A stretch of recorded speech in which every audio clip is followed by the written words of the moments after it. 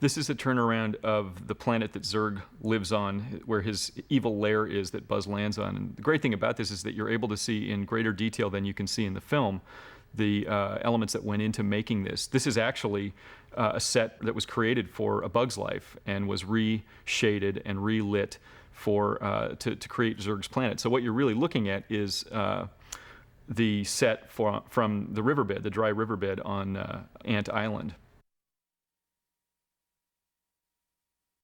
This is Andy's neighborhood. It's his new neighborhood because at the end of Toy Story, Andy had a brand new house and a brand new room. A lot of the stuff that you're seeing was, especially for the trees and rocks and bushes, were actually built for Bug's Life, and we were able to use them in Toy Story 2 as part of our digital backlot.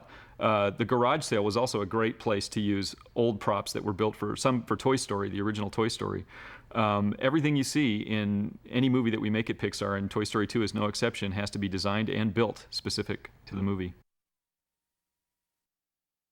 This is Andy's new bedroom. The best way to tell it from Andy's old bedroom is that the wallpaper is entirely different. It's no longer the cloud wallpaper. It's the stars, which we designed as kind of a nod to both Woody's sheriff star and Buzz Lightyear's home in the stars.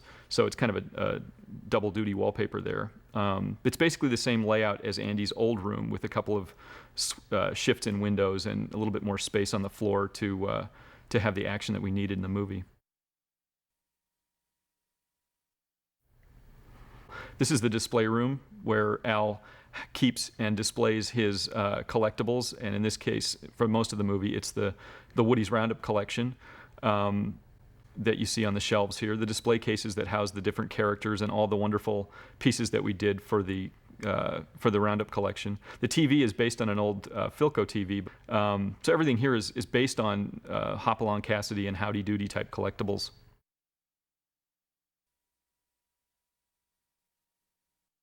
This is the downtown where Al's building is and Al's toy barn is right across the street. We originally had this as 5 blocks that led up to Al's building and about 13 blocks that led away from Al's building for the original chase.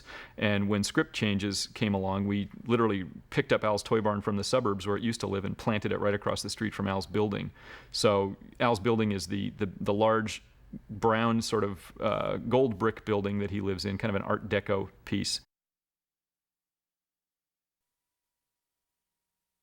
We're looking at an interior turnaround of Al's office in the toy barn, where the toys, led by Buzz, go to look to see if they can find Woody, who they think is in this office with all the boxes and the toys in the background. You can see in this turnaround, there are some clear shots of some of the package designs that we did for Al's toy barn that you probably won't see out in the regular toy barn. One of my favorites to look for is the Toss the Cop a Donut package and the 3 French Impressionist action figure packages as well. You'll be able to see those clearly in Al's office. This is a wonderful overhead shot of the interior of Al's toy barn.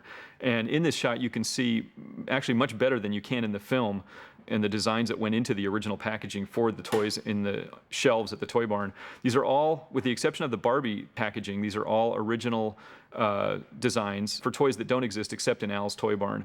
And Al's toy barn is basically a huge toy emporium, sort of a somewhat cheap warehouse set in the city that Andy lives in.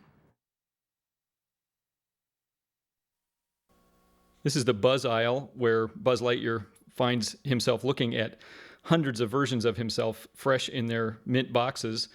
He also finds the newest version of himself up on this very elaborate display featuring Buzz's new accessory, which is the utility belt that Buzz grabs and turns out to be very handy later on, not for Buzz, but for the imposter Buzz or the replacement Buzz that leads the toys into Al's building.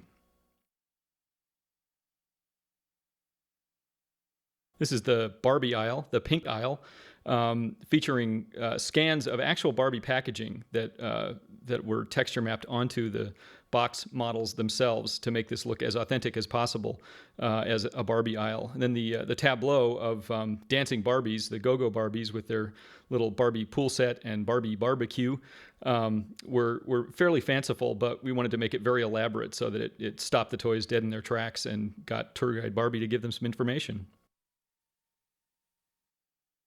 This is the exterior shot of the Tri-County International Airport, where the toys pull up in the Pizza Planet truck and find a way to get inside to find Woody, who's on his way to Tokyo on a plane. Sort of based on various airport designs from the late 50s on into the late 70s, a nice conglomeration of it, with a beautiful control tower in the background that's not unlike a giant salt and pepper shaker.